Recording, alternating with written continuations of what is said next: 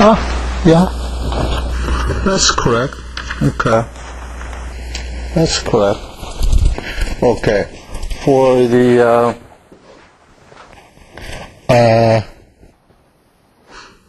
that's the case, we had a similar behavior. Okay? Okay.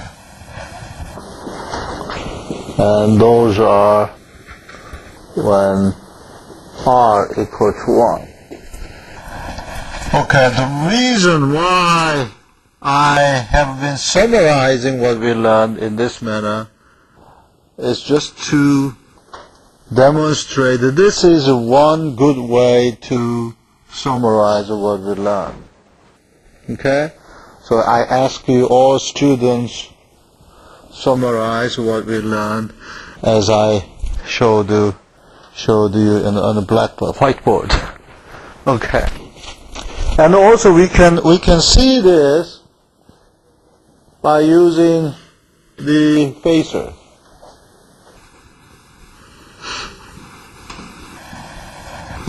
Okay. Right? Especially phasor diagram is really helpful to understand the phase relation. For example, when we have a high frequency region, this will go like this, because the mass term contribution of inertia increases as the square of the omega. Contribution of damping increases as the omega, proportional to omega. Therefore, when we go to the high frequency region, this increases very rapidly compared with this.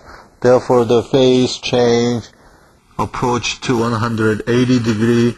At the resonance, because I am pumping energy using the through the damper, therefore at the resonance the phase change would be 90 degree. When I have a low frequency, then the phase approach to 0 by looking at the phasor diagram. So using this picture and the viewing the magnitude and phase would help you to understand the vibratory system. Another thing, the phase, if you look at the phase, arctangent, then the denominator look like this, 1 minus r squared to the square plus, no. Yeah. Denominator is 1 minus r squared, and the numerator is look like 2 zeta r. Right? Why? Always look like this. It's very clear if you look at the phase on the phasor diagram, because the phase is the arctangent of this one divided by this, and this one is this length minus in this length. So this length is contribution of inertia term, that is omega square and m. This term is k, actually kx. And k minus omega, m omega square. And if I normalize that using natural frequency, that becomes like this. So actually this expresses the magnitude of this length, and this expresses the magnitude of this length. Therefore, the phase has to be look like this. Okay, so by seeing what we learned in this kind of picture, and you can have multi-dimensional view on the behavior of vibration. That will really help you to understand the vibratory system. Okay? At least I like to see the vibratory system using that kind of summarize the concept. Maybe if you are more clever than I, maybe you have a better idea to understand the vibratory system. This is a suggestion. Okay. Let's recall again. For the measurement device case, the amplitude ratio between z, where z of t is x minus yt, meaning that I have spring mass system,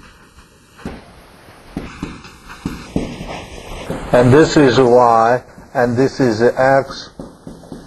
Both are measured with respect to inertia, I mean the reference that is affixed to the earth.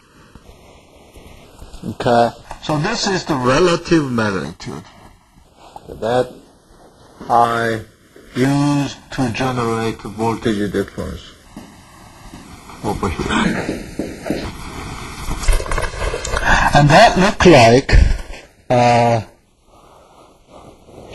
r square over square root 1 minus r square to the square plus 2 zeta r square.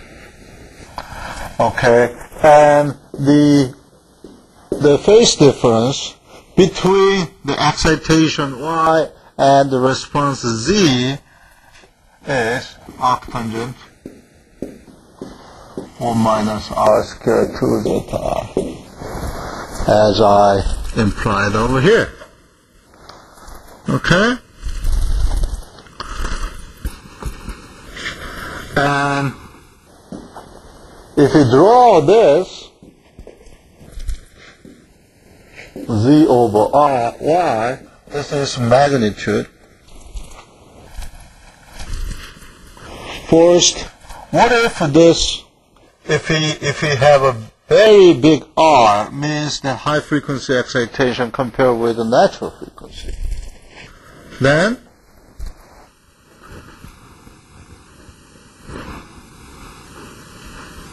one minus r square to the square, it's like r square, right? R to the fourth. Therefore, approach to 1. When r equal 1, okay, this is completely controlled by zeta and certainly has a nearby of the maximum point. There's somewhere over here. When r equal to 0, 0, 0, 0, therefore it is 0. So I can draw the graph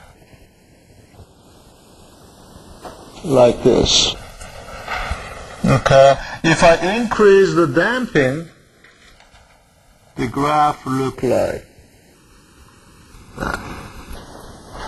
Okay, there are two interesting reasons. One reason is this reason. It's a mass controlled reason, in other words, high frequency reason.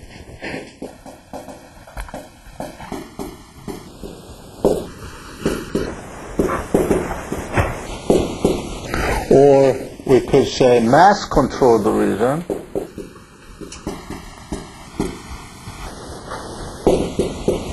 Because inertial forces look like omega square m proportional to the omega square m.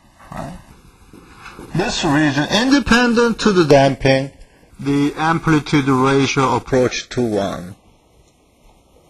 So what it means is that if you use the device in this region, then the amplitude we will get is proportional to the displacement of the base. Okay. And what about over here? It looks like it is not flat, meaning that depending on the excitation frequency, depending on R, the measured amplitude is different. So it's not good to use that region as a sensor. But in the last lecture I said this region is good to make an accelerometer.